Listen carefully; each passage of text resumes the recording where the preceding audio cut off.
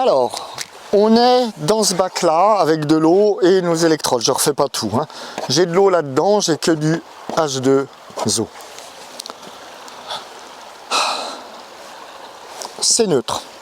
Pas de courant qui passe. Je n'ai plus que de l'eau. Donc la seule solution qui vient, c'est de se dire, ben, l'eau, il se passe quelque chose dans l'eau. Et il se passe quelque chose de...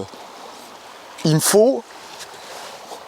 Je n'ai plus que de l'eau, j'ai des ions, donc il me faut une réaction. Et je n'ai qu'une substance. Donc la seule chose qui puisse se passer, c'est que cette substance réagit avec cette même substance. Je n'ai pas d'autre solution.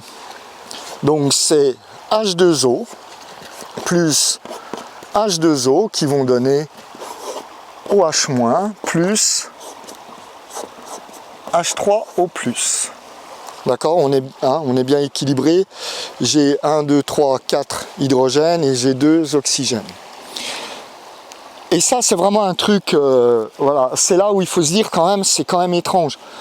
La substance réagit avec elle-même. Et il faut bien comprendre que si elle réagit, alors c'est pas la seule, il y a d'autres liquides qui font ça, hein, qui réagissent, c'est ce qu'on appelle une autoprotéolyse. Ils réagissent avec elles-mêmes. Il faut bien comprendre que la réaction est très faible, hein, parce qu'autrement, ça donnerait une autre substance. Elle est très faible, elle est ce qu'on appelle réversible, c'est-à-dire qu'en permanence, hein, des molécules d'eau se transforment en un, puis en permanence, cette transformation revient et redonne des molécules d'eau à une très faible quantité, parce qu'autrement ça serait un peu la grouille, et ça serait, on aurait une autre réaction. Et ça, hein, c'est vraiment, il faut vraiment comprendre que ça va très très vite. Hein. Chaque molécule d'eau dans une fraction de seconde, enfin, a réagi et est redevenue une molécule d'eau. Enfin, voilà, ça va très très vite. Autrement, ça ferait quand même des choses bizarres. Hein. Ça voudrait dire que la matière réagit avec la matière. Donc ça, c'est l'exception qui confirme la règle, on va dire. Mais ça reste toujours de l'eau.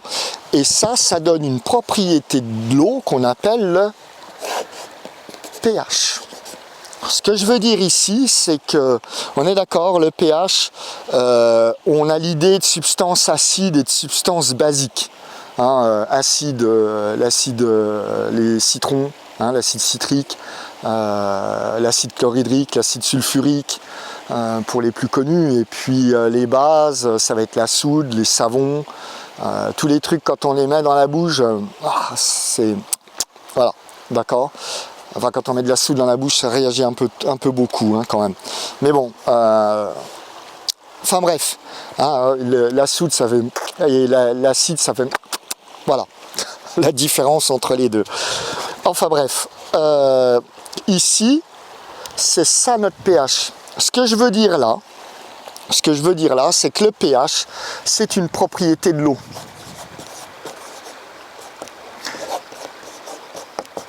D'accord ? C'est pas une propriété des substances qu'on met dans l'eau, c'est une propriété de l'eau. Si l'eau n'avait pas cette propriété d'autoprotéolyse, il n'y aurait pas de notion de pH. Hein, et le pH, il y a d'autres substances qui, comme l'eau, donnent, alors on va dire des protons, hein, dans l'eau c'est des H3O+, mais pourquoi on parle de protons? Parce que par exemple si je prends de l'acide chlorhydrique, et elle se transforme en H+, et Cl-. Et donc le système de base, c'est le proton, et c'est pour ça qu'on a d'ailleurs appelé ça le potentiel hydrogène. On aurait pu l'appeler le potentiel protonique, mais on connaissait l'hydrogène avant de connaître les protons. Hein. C'est pour ça, historiquement, on appelle ça le potentiel hydrogène. Donc, ici, mon pH est une propriété de l'eau. Et qu'est-ce que ça veut dire ? Eh bien, on a vu cette histoire avec le courant. Quand j'ai mon ampèremètre, ici, hein, et j'ai relié tout ça gentiment avec une pile et tout, je n'ai plus que de l'eau et je constate qu'il y a un courant constant. Ouais, je l'ai mal fait, voilà, j'ai un courant constant comme ça, qui reste, hein, et qui est jamais qui est toujours différent de 0. Et ça reste constant, et c'est une constante. Donc ça veut dire que j'ai toujours, dans l'eau, j'ai toujours des OH- et des H3O+, et que ça reste une constante. La quantité, donc la concentration en OH- et en H3O+, elle est constante. Donc en chimie, la concentration, ça se fait comme ça. Donc j'ai H3O+, et fois OH-, qui est égal à 10 puissance moins 14. Donc c'est quoi ça? C'est 10 puissance moins 14 mol, hein, comme c'est une concentration, des moles par litre. Hein, c'est une concentration dans un liquide, donc et ça s'appelle la constante de dissociation de l'eau. Hein, c'est ce qu'on appelle le KE, qui est égal à 10 puissance moins 14. Qu'est-ce que ça veut dire? Eh bien, ça veut dire que là, j'ai de l'eau qui donne de l'eau, on a ma formule, hein, donc si j'ai une mole de H3O+, j'ai une mole de OH-, hein, on est d'accord, ma réaction, ça fait H2O plus H2O donne OH- plus H3O+. Donc là, il n'y a pas de discussion, hein, si j'ai une mole ici, j'ai une mole ici. Donc, ça veut dire quoi? Ben, ça veut dire que c'est un produit, on verra pourquoi pourquoi la formule est un produit. Eh bien, ça veut dire que j'ai 10-7 de H3O+, et j'ai 10-7. Hein, la concentration, elle est de 10-7 et 10-7. Et qu'est-ce qu'on mesure? Qu'est-ce que c'est que le pH? Donc là, techniquement, hein, je veux dire, mathématiquement écrit, le pH, c'est la mesure de la concentration en H3O+. Donc, si je fais H3O+, ça c'est ma concentration. Le pH, c'est moins log de la concentration en H3O+. Donc, moins log de 10 moins 14, eh bien, de 10 moins 7, pardon, c'est 7. Donc de l'eau pure, eh bien, on dit qu'elle a un pH de 7. Ça veut dire qu'il y a autant de H3O+ que de OH-. D'accord? Maintenant, comme c'est une constante, et c'est là qu'il faut vraiment comprendre que c'est une propriété de l'eau, et pas des substances qu'on met dans l'eau. Si, d'accord, je vais le faire avec un exemple. J'ai des H3O+, j'ai 2 H3O+ là-dedans, et j'ai donc 2 OH-. C'est juste, cette concentration, elle doit rester constante, donc elle doit rester à 10 moins 14. Ça veut dire quoi? Ben, ça veut dire que si j'ajoute des H+, d'accord, il va falloir que j'ai moins d'OH-. Autrement, c'est pas constant. Ok? Donc, si j'ajoute du HCl, je vais avoir des H+, je mets un H+ ici, et pour avoir la même concentration, il y a un H- qui doit disparaître. Je ne rentre pas dans les types de réactions, c'est juste comprendre le principe.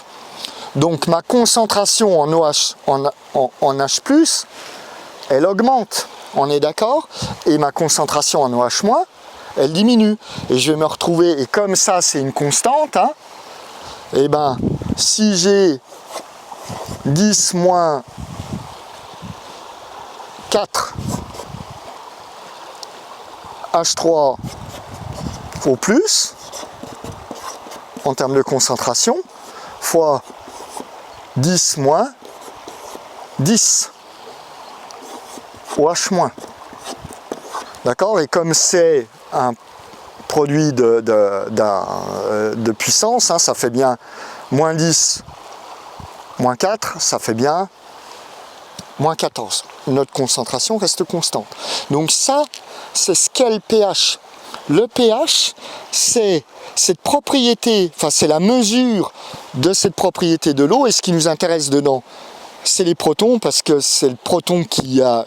Hein, on va bien comprendre que le proton, c'est un ion, et que ça réagit avec un peu tout et n'importe quoi. C'est une propriété fondamentale. Hein, je t'invite à voir les capsules sur le vivant, mais c'est une des propriétés qui fait, enfin sur le vivant, sur les organismes vivants, sans cette notion de pH, c'est certainement une des propriétés qui fait que qui nous permet de dire si on a affaire à un organisme vivant ou pas. Il faut qu'il y ait ce type de réaction d'une manière ou d'une autre pour que ça marche, hein, parce que ça a à voir avec les transferts d'énergie, blablabla. Donc, pas de transfert d'énergie, pas d'organisme vivant. J'ai pas dit pas de vie, hein, c'est complètement différent. Il ne faut pas confondre les organismes vivants et la vie. Donc, ça, c'est ce qu'est notre pH et c'est ce qu'il y a à comprendre. Le pH, la concentration, hein, le produit des concentrations en H3O+, et OH- est une constante à 25 degrés, à 1 bar, etc. de 10-14. Si je mets un produit qui augmente les protons, les H+, dans la solution, eh bien, j'ai augmenté ma quantité de protons, donc de H3O+, ou de protons comme on veut, dans l'eau. Je dois diminuer ma quantité de OH-. La concentration doit diminuer, il n'y a pas le choix. Ça doit rester à 10-14. Hein, et ça, c'est ce qu'on mesure avec un pH mètre. Et c'est une propriété fondamentale, vraiment importante, hein, qui devrait être prise en compte en... Enfin, c'est un truc, ça devrait être pris en compte en médecine. Hein. Par exemple, le sang. Le sang a ce qu'on appelle un pouvoir tampon énorme, c'est-à-dire que vous pouvez à peu près lui mettre n'importe quoi dans la gueule, hein, ce qui fait qu'on peut bouffer à peu près n'importe quoi, même en mettant des trucs super qui changent vraiment le pH, le sang va rester à quelque chose autour de 7, je ne sais plus combien c'est, ça doit être normalement légèrement basique, je ne sais plus si c'est 7,1 ou un truc comme ça, ou si c'est un peu moins, si c'est 6, enfin bref. Mais on voit que le sang est un tampon pH très efficace. Hein. Et voilà, normalement ça devrait être une notion de biologie et de médecine qui devrait être travaillée et comprise, ça apporterait pas mal de choses. Voilà, mais c'est pas le cas. Donc ici, c'est ce qu'est notre pH. Le pH, c'est la mesure de la concentration en H3O+, OH-, c'est une constante. Et on mesure tout le temps, donc moins log de la concentration en H3O+, et ça, c'est ce que ça nous donne le pH. D'accord? Voilà, c'est ce qu'il y a à comprendre sur le pH, et j'espère que c'est bon pour tout le monde.